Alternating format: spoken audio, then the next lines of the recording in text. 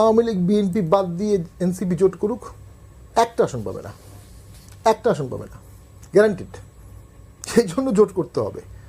একসময় সবাইকে গালি দিয়েছে, এখন আর বিএনপিকে গালি দিচ্ছে না, আসন লাগবে। এই আসনের জন্য তারা এখন পাগল হয়ে যাবে কিছুদিনের মধ্যেই। এবং ভোটটা না করারও তাদের ইচ্ছা ছিল এই কারণেই, কারণ ওই যে ভোট তো কখনো তারা করেনি, আন্দোলন করেছে তাদের একটা বড় অংশ। 300 আসনে আসন দেবে, দিতে পারে বললো। একটু আগে আমি দেখলাম আমাদের দলের একজন সাজিদ সাহেব বললেন 300 আসনে দিয়ে সরকার গঠন করবে এনসিপি।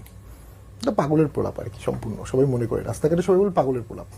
রাজনৈতিক অপরিপক্কতা থাকলে যেটা হয়, না পাওয়ার কষ্ট জাতীয় পার্টির কিছুই নাই। জাতীয় পার্টিকে ডাকেনি, এটা নিয়ে আমরা তো কষ্ট পেয়েছি, সত্য। না ডাকার কারণে কি হবে এটা কেউ চিন্তা করছে? এতগুলো দলকে না ডাকলে কি হতে পারে ভবিষ্যতে?